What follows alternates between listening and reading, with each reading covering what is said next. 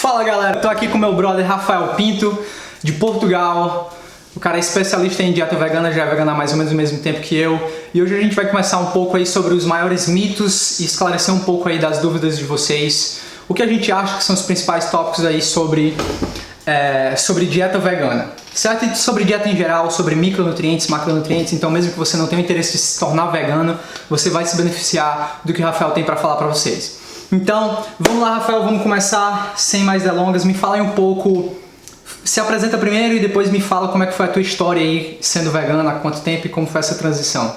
Muito bem, pessoal, eu vou estar a olhar para aqui porque estou a olhar para a câmera para ficar com melhor qualidade e às vezes vou olhar para ali para o lado porque vou estar a falar com o Pinho que está no meu telemóvel. Ok? No meu celular, que é para ter melhor qualidade.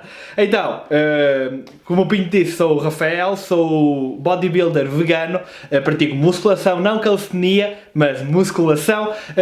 Pode ser algo que se considera um especialista da nutrição vegana. Tenho estudado a nutrição vegana e feito vídeos aqui no YouTube sobre ela durante os últimos 4 anos. Escrevi um livro que sairá este ano sobre a ciência da nutrição vegana, um livro com 1200 referências científicas, e hoje estamos aqui para falar um bocadinho sobre os tópicos mais controversos da dieta vegana.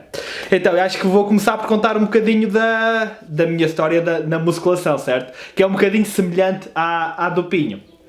Então, eu comecei a treinar em casa, sem equipamento nenhum, também com calistenia, tinha cerca de 16 anos, sempre tive interesse pelo desporto, nunca tive um corpo, nunca fui muito gordo, nunca fui muito musculado, tinha o corpo normal do futebol, crescemos a jogar futebol aqui, então tinha o corpo atlético, vá.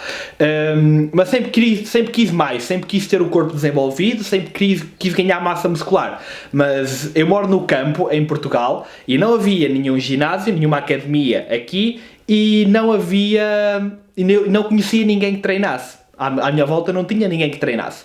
No entanto, era algo que eu queria mesmo. E comecei a treinar em casa, muitas flexões como o Pinho, muitos abdominais, chegava a fazer 200, 300 flexões por dia, 500 abdominais por dia, e era certinho. Todos os dias, quando eu chegava da escola, vinha para o meu quarto e treinava calistenia. No entanto, comecei a estudar cada vez mais sobre treino e comecei também a comprar algum material para treinar em casa. Comprei um halter, depois comprei outro, depois comprei uma barra e comecei a montar a minha própria academia. E comecei a estudar cada vez mais sobre nutrição, sobre treino. Não conhecia ninguém que treinasse ainda. Aprendi tudo sozinho aqui na internet, da mesma forma que vocês estão a aprender agora, espero eu. Aprendi tudo sozinho e comecei a seguir a tradicional dieta de maromba. Comecei a comer muita carne. Eu sempre comi bastante carne, mas comecei a comer ainda mais e chegava a comer meio quilo de carne por dia, mais 2 ovos, mais suplementos de whey. Isto tudo para um moleque que pesava 55 kg, 60 kg, na altura eu estava a consumir muita proteína a mais. Mas, mesmo assim, consegui ver alguns resultados. Aqueles resultados iniciais, de quando começamos a treinar, e mantive essa dieta entre os meus 17 anos e 19. Aos 18 eu fui para a universidade e então aí eu comecei a treinar numa academia a sério e comecei a ver mais resultados e comecei também a comer ainda mais proteína de origem animal. Então estava a comer uma grande quantidade de proteína de origem animal. No entanto, eu eliminei da minha dieta, já desde os 17 anos, todos os fritos, todos os processados, todos os doces, e comecei a ter uma dieta que eu achava que era mesmo limpa. Mesmo saudável, era a pessoa mais saudável que eu conhecia. No entanto, um dia, quando tinha 19 anos, estava a pesquisar nutrição na internet, no YouTube, e foi-me recomendado um vídeo do Dr. Michael Greger, que é uma palestra com cerca de 1 hora, onde ele demonstra cientificamente, é uma palestra muito científica, com muitos estudos, onde ele demonstra que das 15 principais doenças, as 15 principais causas de morte, a grande maioria delas pode ser prevenida e muitas delas até tratadas com uma dieta integral de base vegetal, que é uma dieta que exclui os produtos processados, como eu já tinha feito, mas também exclui os produtos de origem animal. E nessa palestra ele mostra a ciência de como comer grandes quantidades de produtos de origem animal pode ajudar ao desenvolvimento dessas doenças. E foi a primeira vez que eu fui confrontado com isto. Eu nunca tinha pensado, eu sempre achei que a carne era saudável, era isso que eu via nos fóruns, no fórum hipertrofia.org, passei muito tempo no fórum hipertrofia.org, que é brasileiro, e eu sempre achei que a carne era saudável, por isso é que eu comia uma quantidade tão grande. Claro que, olhando para trás, não há nenhuma associação de nutrição do mundo que tenha uma recomendação de consumo de carne tão alta como aquela que eu estava a comer. São todas muito mais abaixo. Mas então eu fiquei chocado e fiquei, então espera lá, eu se calhar não tenho uma dieta tão saudável como estava a pensar que tinha. Se calhar não estou a comer fritos, não estou a comer doce, mas estou a comer carne a mais e isso também pode ser prejudicial. E foi aqui, nesse exato momento, que eu tive aquilo a que costumo chamar uma epifania. Que foi, eu pensei, pela primeira vez questionei-me porque é que nós comemos animais, porque é que comemos carne. Porque o meu raciocínio foi, então espera lá, se nós não precisamos de comer carne para ser saudáveis, se em grandes quantidades isto até pode trazer problemas à saúde, se não precisamos comer carne para ganhar massa muscular, então porquê é que o fazemos? É que eu na altura já sabia que a agropecuária era uma das principais poluidoras, das indústrias que mais poluía o planeta. E eu sempre me considerei um ambientalista. Ao mesmo tempo sempre me considerei amigo dos animais. Então fiquei mesmo naquela... Então se nós não precisamos, porque é que estamos a matar todos esses animais, que é mesmo isso, e a destruir o nosso planeta por algo que não precisamos? Por uma questão cultural, por uma questão de hábito, por uma questão de paladar, eu não consegui encontrar um argumento que fosse racional, lógico, que me fizesse justificar o facto de eu comer carne. E então foi nesse momento que se tornou claro para mim que eu tinha que deixar de comer carne. Eu nunca tinha pensado deixar de comer carne, eu nunca tinha conhecido um vegetariano, quanto mais um vegano, e assim, só porque carreguei naquele vídeo, isto aqui é mesmo interessante às vezes ver como é que a vida funciona, só porque calhou de eu ir ao YouTube naquela hora, o YouTube calhou de me recomendar aquele vídeo, eu calhei de carregar naquele vídeo e tive uma epifania no final daquele vídeo, decidi deixar de comer produtos de origem animal. Eu ainda comi na refeição seguinte, ainda comi no dia a seguir, mas senti-me física e psicologicamente mal, então percebi mesmo que tinha que parar. E assim foi. Até hoje já passaram 4 anos e 4 meses, mais ou menos o mesmo tempo que o Pinho. E aqui estamos. Continuei, fiz a transição da dieta de maromba para a dieta de maromba vegan. E aqui estamos, 4 anos depois, e acho que não perdi absolutamente nada por causa disso, ao nível de ganhos, ao nível do treino e tudo isso. E acho que isso também foi um bocadinho a tua experiência. Eu fiquei aqui a falar durante 10 minutos, Pinho. Acho que agora era uma boa altura para contares um bocadinho também da tua experiência, o que é que sentiste antes e depois, e eu também partilho o que é que senti antes e depois. Claro. Então, a minha transição foi mais ou menos parecida com a tua, foi bem radical, não foi como a maioria das pessoas fazem, que é uma transição entre comer muita carne para comer menos carne, se tornar vegetariano ou pescatarian, depois fazer essa transição para o vegetarianismo e então se tornar vegano. Eu lembro que uma semana antes de me tornar vegano, eu listei todo tipo de produto de origem animal: peixe, porco, gado, frango, leite, manteiga, ovos, lista tudo, comi durante a semana, certo? Então a última vez que eu comi o produto de origem animal foi um peixe, eu ainda lembro, peixe camarão no Réveillon de 2015 para 2016, que já fazem aí mais ou menos quase 4 anos e 4 meses, né? Vai fazer 4 anos e 4 meses no final desse mês. E essa foi a última vez que eu fiz isso, e eu notei uma certa diferença, eu já vou pular aí para as diferenças que eu notei no meu treino. Foi justamente porque eu vim de uma dieta low carb, certo? Então, Eu, diferente de ti, eu fui um adolescente sedentário durante muito tempo, não jogava futebol, não fazia musculação. Comecei a fazer musculação aos 19 anos de idade, entre indas e vindas. Entrei na polícia lá no Brasil, tive que dar um tempo porque o curso de formação era o dia todo e durante aquele período e fiquei entrando e saindo da academia. Não tinha um pouco de massa muscular, pesava mais ou menos 80 quilos, mas devia ter um percentual de gordura de mais ou menos uns 30% ou mais. E comecei a pesquisar mais sobre dieta vegana e dieta em geral e acabei fazendo uma low carb. Passei aí os últimos 6 meses de 2015 numa dieta low carb, estava comendo praticamente salmão, frango, nada de laticínios, não comia arroz, não comia trigo. Então não é à toa que durante esses 6 meses eu perdi 10 quilos, saí dos 80 para os 70 e consegui finalmente ver um pouco de definição, abdômen que eu não sabia nem que tinha, consegui finalmente ver e fiquei muito satisfeito com os resultados. Porém, tinha uma diferença que eu notei assim que eu fiz a transição para uma dieta vegana, né? Esses 6 meses eu estava pesquisando muito sobre alimentação em geral. Nessa época eu estava fazendo jejum intermitente junto com essa dieta low carb. Então você pode imaginar aí que meus níveis de energia estavam bem baixos, 6 meses de déficit calórico todos os dias. E o meu treino, o rendimento não era dos melhores. Estava melhorando, sentia aquele pump legal, estava trabalhando a musculatura. Porém, sempre no final do meu treino eu me sentia cansado, tonto, as dores duravam 3, 4 dias mais do que realmente o necessário, o ideal.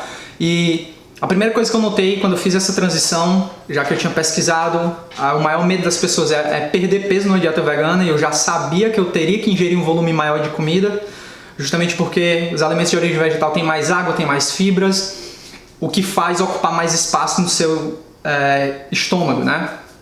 Então, eu comecei a comer mais ou menos quase um superávit calórico, ingerindo bem mais comida, bem mais refeições durante o dia, não perdi peso, comecei a ganhar gradativamente peso e percebi que a minha performance no treino melhorou, minha recuperação melhorou. E eu lembro que até antes do meu treino, anteriormente, quando eu estava nessa dieta low carb, eu logo após o meu treino, eu tinha que esperar uns 10, 15 minutos dentro do meu carro, porque eu ficava me tremendo, às vezes errava o caminho de casa, passava direto da avenida que era para eu cruzar, justamente por, sei lá, falta de glicose no cérebro ou alguma coisa do tipo. Talvez você que quando iniciou uma dieta cetogênica, uma dieta low carb, você pode ter experienciado isso, não sei, mas foi o meu caso. E a razão pela qual eu notei essa melhoria da minha energia, da minha performance no treino e consequentemente ganhos, não foi especificamente por conta da não ingestão de produtos de origem animal, foi pela adição de carboidratos que antes eu não tinha. Se você não sabe, o carboidrato ele é o que vai alimentar o seu treinamento de resistência, certo? Quanto mais intensa a atividade, mais você vai gastar glicogênio muscular, quanto menos intensa, mais você vai gastar gordura, e proteína você vai utilizar aí, você vai estar consumindo a todo momento, mas na ausência de carboidrato, de glicogênio muscular, você vai estar sacrificando essa sua massa muscular. Então foram esses os principais pontos que eu notei.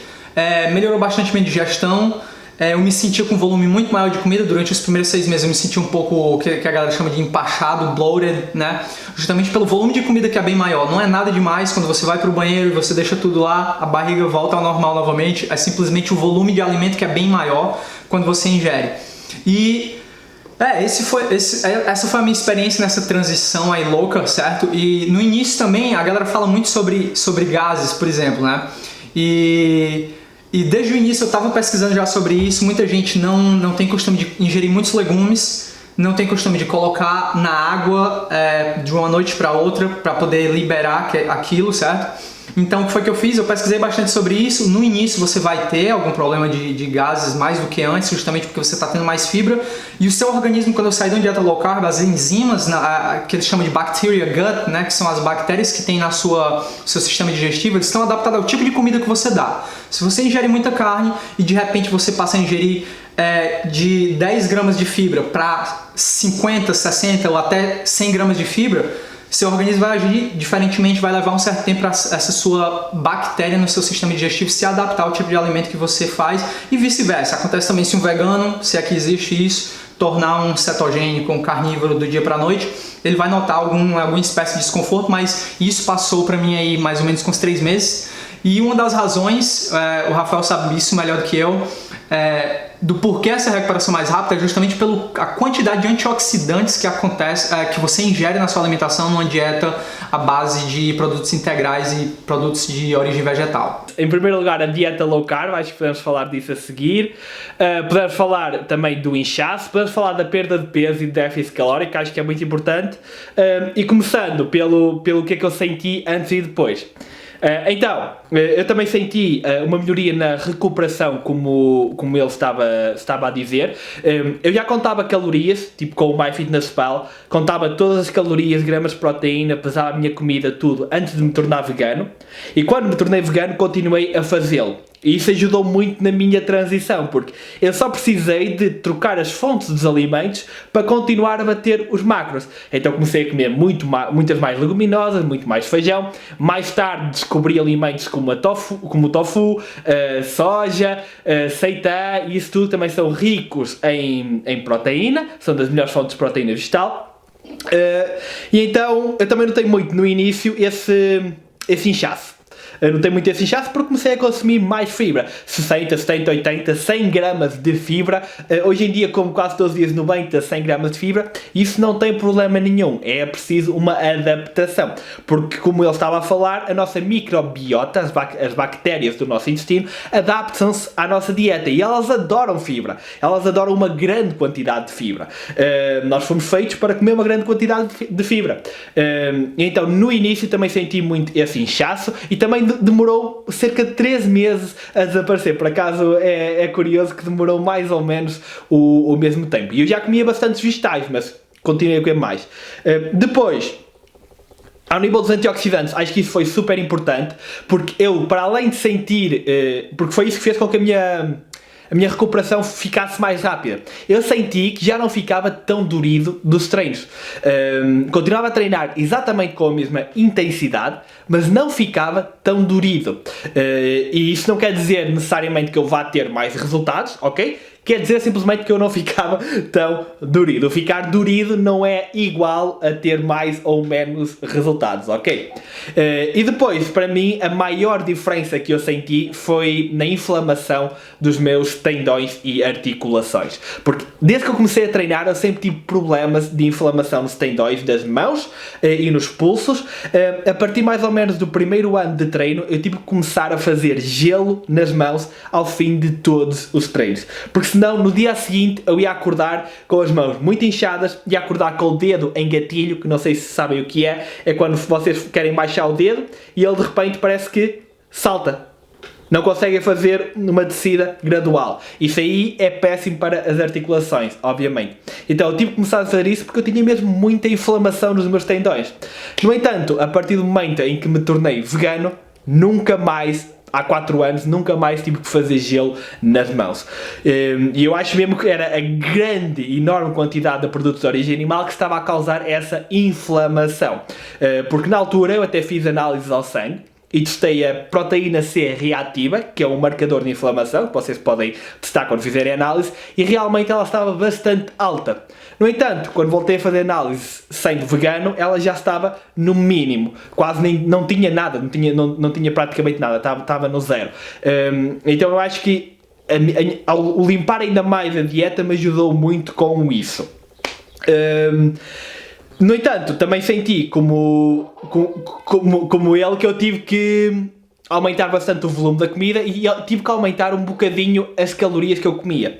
Eu tive que aumentar ali 100, 200 calorias acima do que estava a comer e eu acho que foi mesmo por aumentar o consumo de fibra, mas também por mudar as minhas fontes de gordura, que eu comecei a comer mais sementes, mais oleaginosas, como as nozes, que normalmente têm uma digestibilidade menor do que o azeite ou do que a gordura da carne, e então eu tive que aumentar um bocadinho as calorias. Eu acho que foi por causa disso, mas de resto eu nunca senti que tivesse falta de força ou que esta dieta me tenha impedido de ganhar massa muscular. Simplesmente acho que tive todos os ganhos que teria noutra dieta, e é mesmo importante dizer isso, é que mesmo de acordo com a ciência, não parece haver uma vantagem especial da dieta vegana em relação a uma dieta omnívora saudável, tanto para a performance como para a saúde, desde que a dieta omnívora seja mesmo saudável, o que é muito, muito raro de encontrar. É quase impossível encontrar alguém que siga a dieta das recomendações nutricionais, que estamos a falar de 50, 70 gramas de carne por dia. Quase ninguém faz isso. Falando sobre proteína, eu estava lendo um artigo recentemente nos Estados Unidos, onde atletas amadores, é óbvio, de nível universitário e college, né, que lá nos Estados Unidos é muito comum ter a liga amadora antes de você ir para uma liga nacional de basquete, de futebol americano, e mais de 70% deles afirmaram que a proteína era responsável por dar energia. Você ingere mais proteína, você ingere mais energia. E essa é uma questão que muita gente tem, talvez não hoje em dia, justamente pelo acesso à informação a canais fitness. As pessoas que se interessam por atividade física e alimentação, elas já se deparam com um pouco da explicação sobre isso, que as proteínas são aqueles blocos que vão construir a sua musculatura. E eu também estava vendo outra pesquisa que falava justamente sobre a ingestão de proteína de diferentes fontes animais, fontes vegetais. Apesar de ter essa diferença de absorção que muita gente fala, dessa biodisponibilidade, não fez nenhuma diferença entre um grupo que ingeriu só proteína de origem animal e só proteína de origem vegetal. Ambos tiveram o mesmo resultado desde que eles conseguissem a mesma quantidade de proteína. Então, já que a gente vai passar por esse aspecto, é um assunto um pouco mais extenso, a galera com certeza está interessada sobre isso.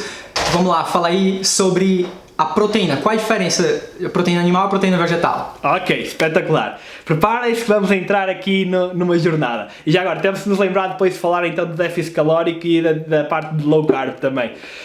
Mas então, a proteína, já que é o hot topics das dietas veganas. A proteína de origem vegetal é de qualidade inferior, tem uma biodisponibilidade menor, é incompleta?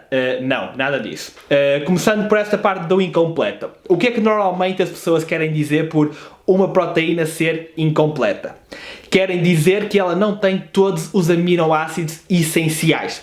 Qual é que é a questão aqui? É que, literalmente, todos os alimentos têm o perfil completo de aminoácidos. Todos, à exceção da gelatina, que até é um alimento processado, mas à exceção da gelatina, à qual falta um aminoácido, que é o aminoácido triptofano.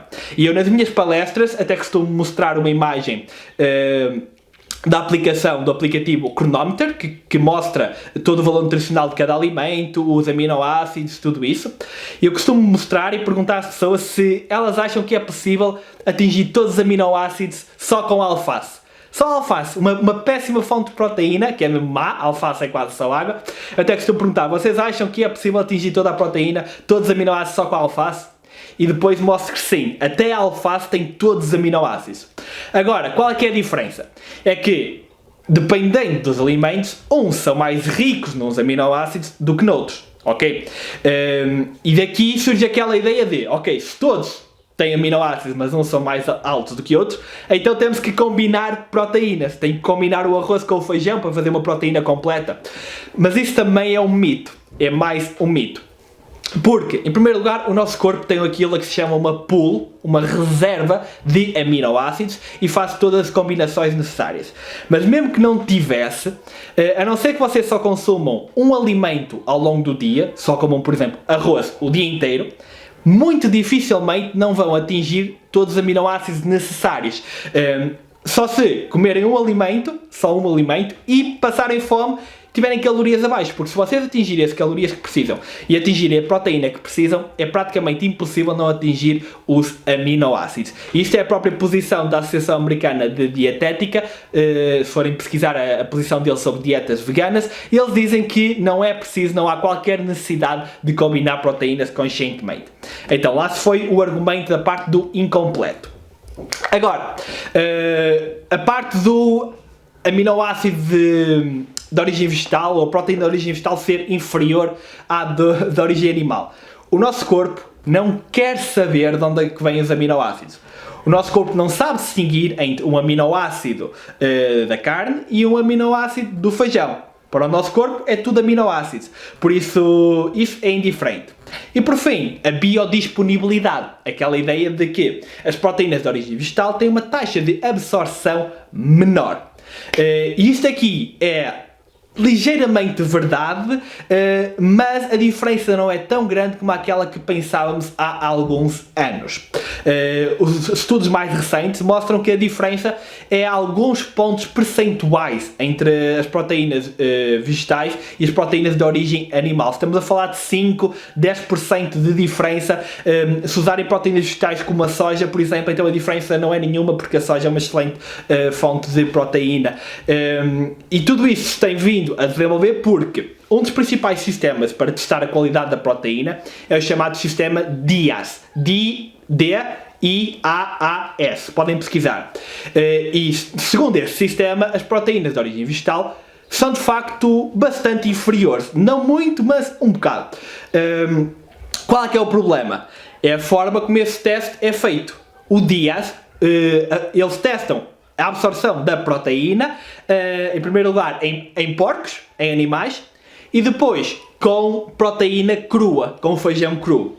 Ora, isto são as piores condições possíveis para a proteína de origem vegetal. Se cozinharem os feijões, como devem, obviamente, isso já vai aumentar imenso a absorção da proteína. Então nós não sabemos até que ponto que a diferença entre proteína vegetal e animal vai importar, até porque quando vamos analisar estudos empíricos em atletas, apercebemos de que não há mesmo diferença.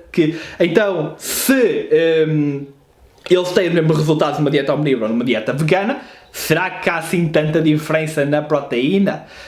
Provavelmente não. E agora, acho que podemos entrar naquilo que se chama, que é importante as pessoas perceberem, a pirâmide das prioridades na proteína. Que é uma pirâmide que põe de baixo para cima o que é mais importante no consumo de proteína. Eu acho que se as pessoas souberem isso, vou tirar todas as dúvidas que têm sobre a proteína, ok? E então, o que é mais importante em baixo? Qual é o degrau mais importante da pirâmide das prioridades na proteína? É a quantidade. A quantidade é o mais importante. E nós sabemos que é muito fácil conseguir uma grande quantidade de proteína de alimentos de origem vegetal, com leguminosas, tofu, soja, muitos. E então, agora vem a questão: quanta proteína é que nós efetivamente precisamos? E as recomendações são um bocadinho dispares. Por exemplo, se o vosso objetivo for saúde, para sermos só saudáveis e sobrevivermos, a recomendação são 0,8 gramas de proteína por quilo. Multipliquem o vosso peso corporal por 0,8 e vão ter a proteína que devem atingir para ser saudáveis. Para a maioria das pessoas vai dar à volta de 60 gramas de proteína, o que é super fácil de atingir em qualquer dieta, ok?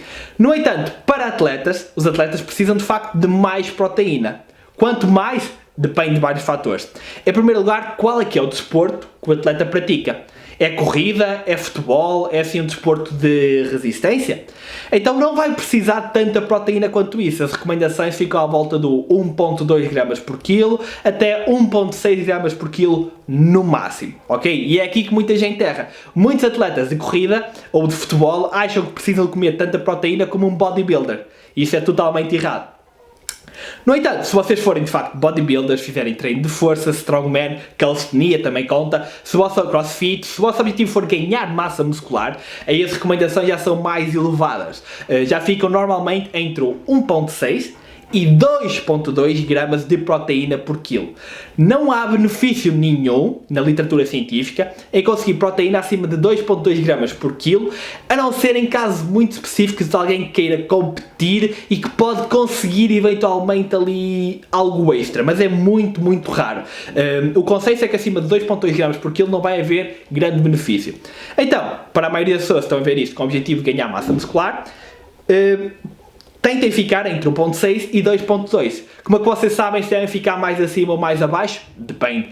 Treinam 6 vezes por semana? Fiquem um bocadinho mais acima do que alguém que treina 2. Se estão em cut, se estão num déficit calórico, então se calhar tentem ficar um bocadinho mais acima para tentar manter mais massa muscular, conservar mais massa muscular. Por exemplo, alguém que tenha 200 kg ou 150 kg, um obeso não vai precisar de comer 2 gramas de proteína por quilo, obviamente, senão ia estar a comer 300, 400 gramas de proteína.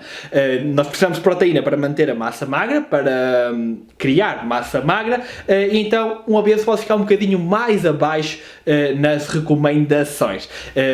Por isso, entre 1.6 e 2.2, vejam estes valores, vejam os vossos objetivos e também vão testando e vão vendo como é que se sentem. Então, isso era a quantidade de proteína. O segundo degrau da pirâmide das prioridades na proteína é então a qualidade da proteína. Já estive aqui a discutir os aminoácidos, tudo isso. E é possível ter a mesma qualidade com proteínas de origem vegetal. Qual é que é a última peça do puzzle na qualidade da proteína? É que tradicionalmente nós consideramos que quanto mais alto for o conteúdo de BCAAs numa proteína, que é a leucina, o aminoácido leucina, isoleucina e valina, estes três têm tendência a dar um maior pico na síntese proteica, que é para isso que nós queremos consumir a proteína. E então, as proteínas de origem animal geralmente são um bocadinho mais ricas em leucina, que seria o aminoácido mais importante. No entanto, também é possível conseguir a leucina em alimentos de origem vegetal. Por exemplo, a soja também é super alta, o feijão vermelho, e por isso é que se recomenda que comam uma dose variada de proteínas de origem vegetal para também tentarem conseguir a leucina, mas ao mesmo tempo, isto aqui funciona para a proteína vegetal ou para a proteína animal, tenham 3 a 4 doses diárias de 25 a 35 gramas de proteína numa refeição. Ou seja, se vocês tiverem que dividir os vossos 140 a 150 gramas de proteína pelo vosso dia, que é aquilo que eu consumo mais ou menos, tentem ter 3 a 4 refeições onde consomem à volta dos 30 gramas de proteína. Se calhar 25 se for proteína de origem animal, 30 a 35 se for proteína de origem vegetal, ok? Podem comer ali um bocadinho a mais de origem vegetal, mas como podem ver a diferença não é assim tão grande quanto isso. E isto leva-me ao outro degrau da pirâmide, que é mesmo a frequência das refeições, e a frequência é mesmo essa. É aconselhado, apesar de jejum intermitente mudar um bocadinho isso e tudo, continua a ser a recomendação dividir a nossa proteína por 3 a 4 refeições diárias, ok? Para termos um input constante de proteína. E o último degrau da pirâmide das prioridades na proteína é o timing. A ideia de comer proteína logo a seguir ao treino, ou antes de ir para a cama, ou acordar. Isso aí não é muito importante, para ser sincero, ainda não sabemos se isso pode ser tão importante quanto isso, mas se estiverem a seguir a recomendação da frequência, de comer uma boa dose de proteína 3 a 4 vezes por dia, automaticamente já vão estar a preencher o timing, porque o dia não tem horas infinitas, e se vocês dividirem as vossas 4 refeições por 16 horas que estão acordados, por exemplo, vocês vão ter uma refeição rica em proteína a cada 4 horas. Logo, o timing não vai ser importante, porque vocês nunca vão estar, o vosso corpo nunca vai estar com uma grande necessidade de proteína, a não ser que estejam a passar fome, num grande déficit calórico e isso tudo. Por isso, a importância do timing da proteína é muito relativa. Digamos que você vai treinar em jejum, não come nada há 8 horas, não come uma boa dose de proteína há 8 horas. Então, se calhar, vai ser mais importante tentar comer logo a seguir ao treino. O pós-treino vai ser um bocadinho mais importante. Agora, por exemplo, no meu caso, eu treino a seguir ao almoço, o meu pós-treino não vai ser assim tão importante quanto isso, porque eu tenho comi uma refeição completa há 2, 3 horas atrás. Então a importância aí é bastante relativa. Se tiverem um déficit calórico, deem um bocadinho mais atenção a isto, e se fizerem treinos bidiários, que pode acontecer para alguns de vocês, fazer treinos 2 vezes por dia, então também prestem um bocadinho mais de atenção ao timing dos nutrientes em si, para tentar acelerar ao máximo a recuperação para o treino a seguir. Mas cara, se você vai treinar peito hoje e volta a treinar peito daqui a 4, 5 dias, não vai ter que se preocupar em comer logo ali a seguir, porque vai ter todo o tempo do mundo para recuperar, tanto ao nível do ganho de massa muscular, tanto ao nível de ficar dorido, como ao nível de voltar a encher as reservas de glicogénio do músculo, que vai ter 4 dias para o fazer sem problema nenhum. Pá, espero que tenha respondido a todas as vossas perguntas sobre proteína aí. Agora tínhamos, era a questão... Sim, foi. Já tínhamos a questão do low carb, que eu acho que era importante tocar nisso, porque quando você disse que eu comecei a seguir uma dieta low carb e perdi 10 quilos, eu acho que a maromba aí vai levar isto para outro lado e vai ficar a achar que tem que fazer uma dieta low carb para perder peso e que a dieta low carb é mais importante. E não é nada disso. Apesar de haver muita gente aqui no YouTube a querer passar essa ideia, aquilo que importa para poder perder peso é o déficit calórico. Não importa a dieta em que está, se é low carb, se é vegan, se é paleo, se é cetogénica, pá, nem que seja a dieta do McDonald's e donuts, não importa. As calorias é que vão importar e vão ditar se você ganha peso ou perde peso. As dietas low carb funcionam porquê? Em primeiro lugar, porque cortam um grupo todo de alimentos, que são os carboidratos, logo você vai comer menos calorias, ok? Não tem nada a ver com a insulina, a hipótese de aos hidratos de carbono reduzimos os picos de insulina, por isso não engordamos, nunca foi comprovada pela ciência, ok? É totalmente besteira. Tem a ver com as calorias. Vocês cortam um grupo inteiro da vossa alimentação, claro que vão perder peso porque cortaram calorias. Se seguirem uma dieta low carb mas comerem calorias a mais, não vão perder peso também. Depois, a dieta low carb também resultam por causa do glicogênio. Nós vamos buscar glicogênio, que é a fonte de energia dos nossos músculos, maioritariamente aos carboidratos. E nos nossos músculos nós conseguimos armazenar à volta de 500 gramas de glicogênio, mais 100, 200 gramas no fígado. Cada grama de glicogênio traz 3 a 4 gramas de água. Ou seja, quando nós temos as nossas reservas de glicogênio cheias, nós podemos ter mais 3 ou 4 quilos do que com elas vazias. E quando vocês adotam uma dieta low carb e na primeira semana perdem 4 quilos, não foram 4 quilos de gordura. Possivelmente foram os 4 quilos de água e das reservas de glicogênio. Também pode ter sido alguma gordura por causa do déficit calórico, mas a maioria foi água e glicogênio. E aí, novamente, tudo vem a sua escolha dos seus alimentos. Por que é que é mais fácil você engordar numa dieta carnívora ou onívora quando você come muito junk food, muito comida processada? Porque esses alimentos são mais densos em calorias e são menos densos em nutrientes, em fibra, em água. Então, portanto, eles vão ocupar menos espaço, você vai ser capaz de ingerir mais alimento. E é por isso que eu falo, se o seu objetivo é perder peso, dê preferência a alimentos menos calóricos, com mais água, como frutas, vegetais verdes, que praticamente os vegetais verdes têm praticamente 0 calorias, muita gente nem conta nas calorias, mas caloria é caloria e deve ser contável. Se você quiser ficar em um déficit calórico, você tem que saber exatamente se você está ingerindo menos do que você está gastando. E da mesma maneira, se você, como eu e Rafael, não tem interesse de perder peso, você quer manter o seu peso, basta você dar preferência a alimentos que são mais densos em calorias, que tem uma proporção maior de proteína. E como o Rafael falou aí, a recomendação para quem treina em nível até competitivo é não mais do que 2,2 gramas por quilograma de peso corporal. Então o Rafael aí ele deveria ficar entre 128, já que ele pesa 80 quilos, a maioria de vocês que estão assistindo isso não pesa 80 quilos, entre 128 e 176 gramas de proteína, o que dá mais ou menos aí entre 25 e 45 gramas de proteína por refeição se você ingerir 4 refeições, o que não é muito, certo? É muito fácil não conseguir. Exato, é porque a galera que conta proteína geralmente só conta a proteína de origem animal e não conta a proteína da origem vegetal. E com certeza você não está crescendo, não é porque você não está tendo proteína suficiente. Você pode não estar tendo caloria suficiente, você pode não estar tendo carboidrato suficiente para alimentar para ser o combustível desse teu treino. Ou você pode ter, o que é a maioria dos casos, um programa de treinamento ruim. Não é ótimo para hipertrofia. Eu uso essa analogia sempre que se a proteína são os blocos que constroem, imagina como os tijolos, muita gente acaba utilizando essa analogia de tijolos construindo um prédio, né? Se você não tem as pessoas para trabalhar, para colocar esse tijolo, não adianta você ter muita proteína chegando, não vai ter gente suficiente para trabalhar para construir o muro. Então, quem vai construir esse muro vai ser a energia que você vai dar para o seu corpo e vai ser o esforço que você vai colocar no seu treino coeficiente ao seu programa de treinamento.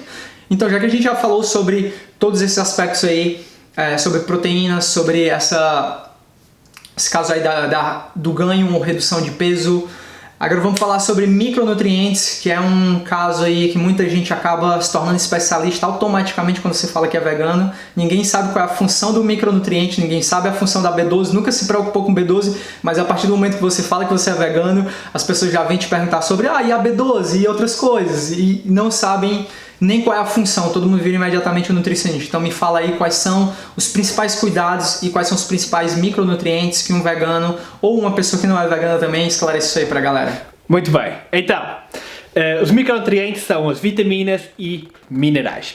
E como o Pinho estava a dizer, quando alguém se torna vegano, toda a gente se preocupa com os seus micronutrientes, com a vitamina B12, com o ferro, com o cálcio. Então vamos fazer agora o seguinte, vamos por estes micronutrientes todos e vamos ver se realmente eles são assim tão difíceis de conseguir e onde é que os podemos conseguir numa dieta vegana. Então, começando pelo mais fácil de todos, eu acho que é o ferro. O ferro, muita gente fala, uma dieta vegana é difícil conseguir ferro, vai ter anemia. Não, segundo a ciência, as taxas de anemia não são mais altas em veganos, ok? Isso é ponto aceito, porque é uma deficiência, a anemia é bastante comum, querem veganos, querem não veganos, ok? O ferro é super fácil de conseguir numa dieta vegana. Porquê? Porque tudo tem ferro, cara. Todas as leguminosas, os vegetais, principalmente os vegetais de folha verde, são altamente ricos em ferro. Por isso, se você estiver a consumir leguminosas, incluindo soja, tofu, vegetais como couve, folha de couve, brócolis, tudo isso, você vai ter bastante ferro. Para além disto, em fontes de gordura como as sementes e oleaginosas também vai conseguir algum ferro. Eu atinjo 400-500% da dose recomendada de ferro todos os dias numa dieta vegana, ok? E para as mulheres a recomendação é um bocadinho mais elevada, mas mesmo essas é fácil de conseguir com uma dieta equilibrada, ok? Depois temos o cálcio, também é um mito muito comum, porque ainda há aquela ideia de que nós precisamos de leite para ter cálcio, de laticínios para ter cálcio, e isso não é verdade. Da mesma forma, leguminosas, sementes, como a semente de sésamo, que no Brasil é gergelim, e vegetais, principalmente os vegetais de folha escura, também são altamente ricos em cálcio. Então vão ter todo o cálcio que precisam. E aqui também podemos fazer uma à parte, que é as recomendações de cálcio, em alguns países ainda são 1000 miligramas, ok? Mas a ciência não nos diz que elas tenham que ser tão altas se tivermos níveis adequados de vitamina D, que é a vitamina do sol, também já podemos falar dela. Por isso, mesmo que não consigam 1000 miligramas de cálcio, se conseguirem 600 ou 800, que são as recomendações no Reino Unido, por exemplo, provavelmente vão estar bem se tiverem vitamina D, ok? Oficialmente as recomendações na Europa, incluindo Portugal, ainda são 1000, possivelmente é possível ficar um bocadinho abaixo disso se a vitamina D estiver bem. Depois, chegamos às que realmente importam, porque para ser sincero, ferro e cálcio é muito fácil numa dieta vegana. Agora, há 4 que pode ser um bocadinho mais difícil e é preciso de algum planeamento, da mesma forma que todas as dietas precisam de algum planeamento. O problema das pessoas é que, mesmo numa dieta omnívora, não planeiam a sua alimentação e depois quando fazem uma transição para uma dieta vegana, também não planeiam a alimentação, e toda a gente deveria ter uma alimentação planeada. Então, quais é que são esses 4?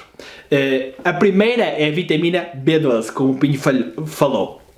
A vitamina B12 não é produzida por animais, nem é produzida por plantas. A vitamina B12 é produzida por bactérias que normalmente estariam presentes no solo, na água que bebemos, na fruta que nós comemos, tudo isso. Quando era criado sem pesticidas, sem herbicidas e sem lavar. Ou seja, e sem tratamento, sem qualquer tratamento. Porque esses tratamentos eliminam as bactérias, incluindo a bactéria que produz B12. O que é ótimo, porque eliminam muitas das doenças que tínhamos por comer esses alimentos. No entanto, também elimina a vitamina B12, então nós não a conseguimos mais dessa forma. Porquê que a vitamina B12 tem carne? Também não é o animal que produz... Porquê que a carne tem vitamina B12? Também não é o animal que produz a vitamina B12. O animal ou comeu essa vitamina B12 no pasto, o que é raro, porque a maioria dos animais hoje não anda no pasto. Porque o animal comeu na ração, a ração foi suplementada com vitamina B12, ou porque o animal tomou um suplemento, uma injeção de vitamina B12, que também é bastante comum. Ok?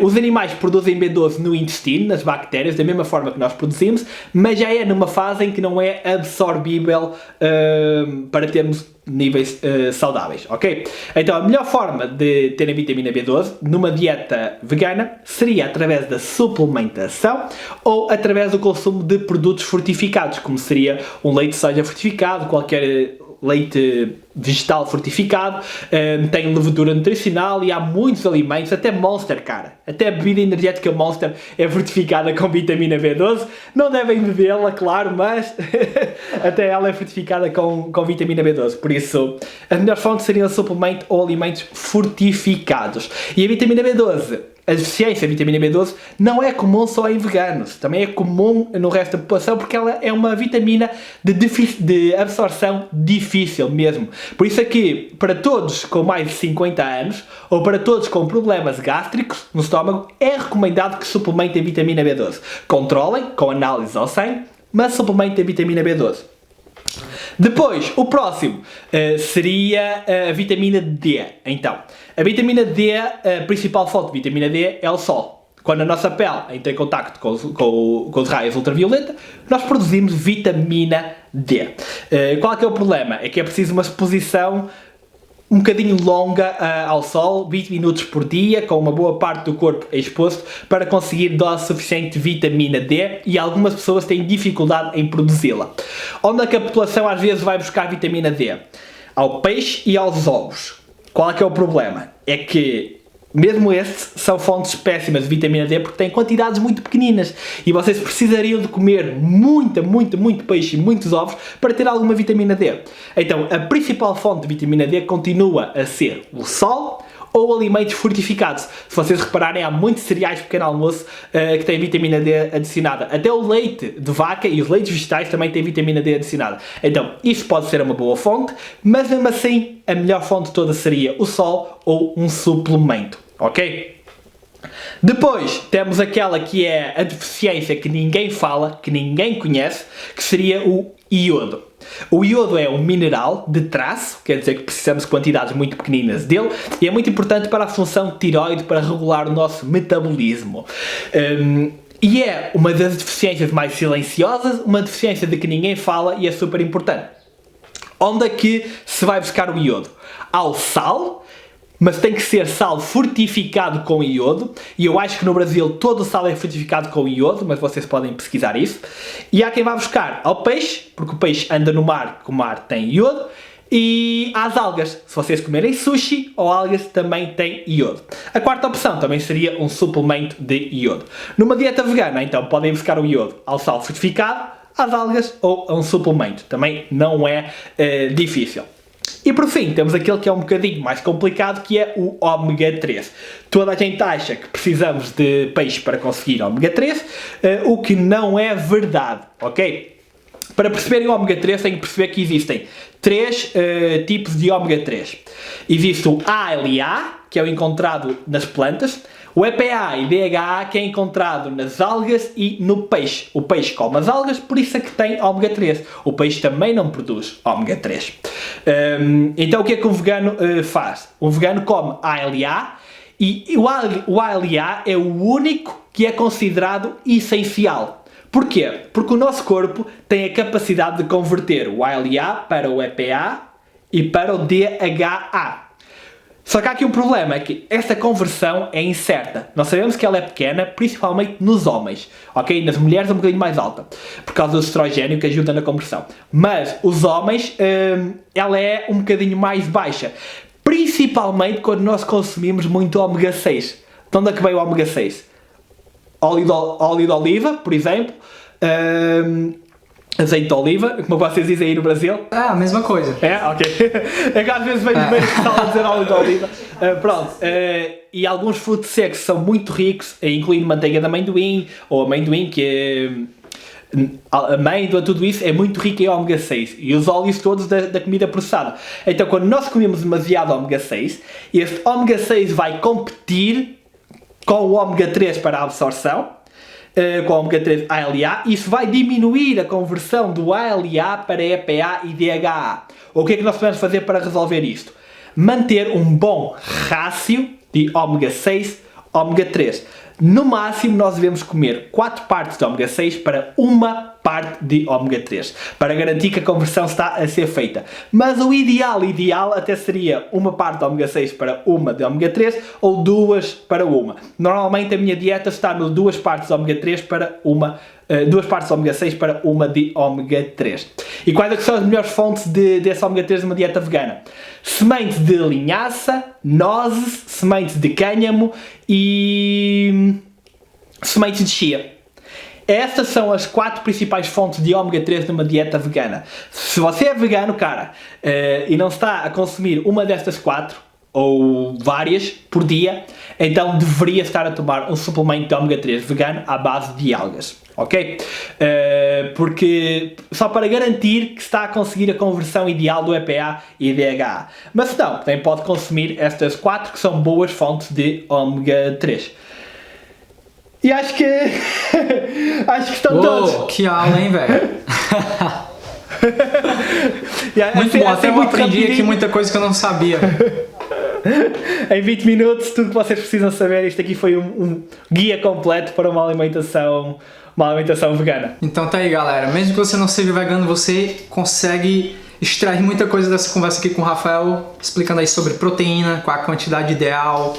Mais do que isso, você vai estar desperdiçando seu dinheiro. É muito comum você encontrar aí nas redes sociais fitness, a maioria dos youtubers, a maioria dos modelos fitness aí do Instagram, eles vivem da venda de suplementos. E óbvio que eles vão dizer que o resultado deles foi graças ao suplemento, mas na verdade não foi, tá? Então é muito fácil você cair nessa. Então a gente está tentando te informar aí para você tentar ajustar o que você está errando. Muitas vezes não é a sua alimentação, às vezes você tem a quantidade suficiente de proteína, porém você não está pensando nos outros fatores, como a quantidade de carboidrato, quanto a quantidade de calorias e quanto ao seu treino, certo? A programação do seu treino em geral. Então, muito obrigado aí, Rafael. Agora me fala aí como é que a galera pode te encontrar aqui fora dessa conversa. Tá. Tem canal no YouTube, tem no Instagram. Muito fácil passar no canal Rafael Pinto PT, tudo junto. Aqui faço vídeos todas as semanas, já tem mais de 400 vídeos. Tenho de fazer a maioria dos vídeos na divulgação da ciência, análise de estudos, e também no final deste ano espero lançar o meu livro sobre nutrição em Portugal e no Brasil. Espero ir ao Brasil fazer uma tour, se vocês assim quiserem, se tiver galera para assistir às palestras. Que massa. E tu já tem um e-book também sobre dieta vegana e sobre treino, né? Tenho um e-book sobre treino de musculação na academia, 100% sobre treino de musculação. Esse não fala de nutrição. O e-book é recente, saiu em janeiro. É bem simples, 75 páginas de informação mesmo e 120 referências científicas, mas diz tudo que vocês precisam saber para ter resultados na academia. E eu tenho no meu site rafaelpintofitness.com, em conjunto com vários programas de treino para a academia também. E já agora, se quiserem usar o código PINHO, podem ter um desconto de 4€, que acho que são 20 ou 25 reais, e também estão a apoiar muito bom. O PINHO. Muito bacana, cara. Muito obrigado aí. Vou deixar todos os links na descrição aí para você que quiser seguir o Rafael e aprender um pouco mais, como também do e-book dele. Então é isso aí, galera. Esse foi o bate-papo aqui. Espero que tenha esclarecido todas as dúvidas de vocês. Se não, deixe nos comentários aí embaixo que o Rafael e eu, a gente vai tentar responder a todos os comentários, beleza? Obrigado, Rafael. Valeu, e até a próxima.